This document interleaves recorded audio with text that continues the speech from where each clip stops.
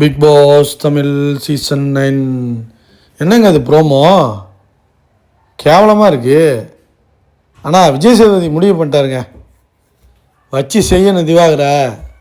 ஓவராக பண்ணுறாரு, நடிப்பு இறக்குன்னு. அப்போ நாங்களாம் யார்? அந்த மாதிரி ஒரு காமெடி பண்ணுறாங்க இந்த ப்ரோமோ வச்சு. ப்ரோமோவில் எதுவுமே இல்லை. திவாகர் அப்படியே வந்து அவரோட ரியாக்ஷன்ஸ்லாம் வச்சு ஒரு ஃபன்னியாக, ஏன்னா வினோத்தை வச்சு எப்போதும் பண்ணுவாங்க, வினோத்தும் திவாகரும் பண்ணுவாங்க. இப்போ வினோத் இல்லை அந்த சீனில், திவாகரை மட்டுமே வச்சு திவாகருக்கும் விஜய் சேதுபதிக்கும் ஒரு கெமிஸ்ட்ரி க்ரியேட் பண்ணி அவர் வச்சு கலாய்க்கிற மாதிரி, அவர் அப்படியே அமைதியாக நிற்கிற மாதிரி. ஏங்க நீங்கள் தானேங்க ஓயாமல் சொல்லிக்கிட்டு இருக்கீங்க நடிப்பு அரக்கன்னு சொல்லிக்கிட்டு இருக்கீங்களா? நீங்கள் விவரமாக இருக்கும்போது நாங்கள் விவரமாக இருக்கக்கூடாதா? அப்படிங்கிற மாதிரி அடிக்கிறாரு. ஏதோ தப்பு பண்ணியிருக்காரு. என்ன தப்பு பண்ணாருன்னு தெரில. அந்த தப்பை தான் எடுத்துகிட்டு வர்றாங்க. ஒருவேளை பிரஜைன் மேட்ராக இருக்குமா, இல்லை சாண்ட்ரா மேட்ராக இருக்குமா, இல்லை இந்த வாரம் அவ்வளோ ஒன்றும் பண்ணலை அவர், என்னன்னு தெரியலையே. வெயிட் பண்ணி பார்ப்போம் எந்த அளவுக்கு போகுதுன்னு தெரில.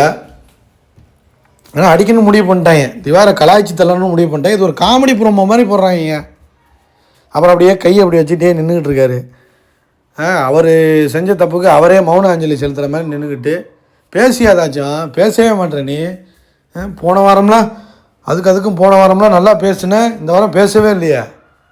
அதாவது போன வாரம்லாம் என்ன சொன்னாங்கன்னா கத்துறீங்க அப்படின்னாங்க. இப்போ என்ன நான் சொல்கிறேன்னா, ஏன் பேசாமையே இருக்க அமைதியாகிட்டுங்கிறாங்க. இவங்க என்ன தான் சொல்கிறது?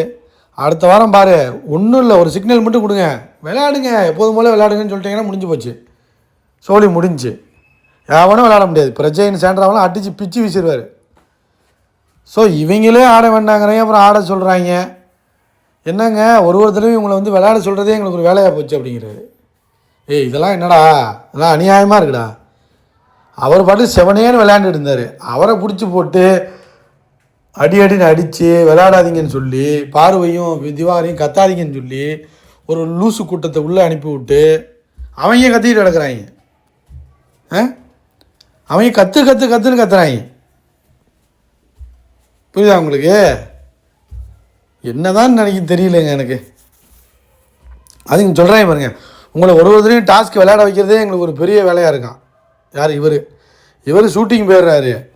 அந்த ஆள் என்ன பண்ணுறது? அந்த அளவுக்கு நடிக்கவும் தெரியல.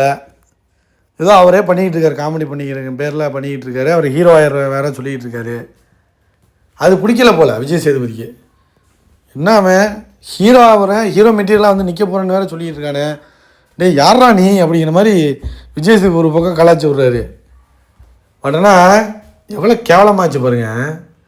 சண்டே எபிசோடில் ஒரு ப்ரோமோ ஒழுங்காக இல்லைங்க. காலையிலேருந்து பார்க்குறேன். ஒன்று எப்ஜே, ரெண்டாவது ப்ரோமோ அரோரா, மூணாவது ப்ரோமோ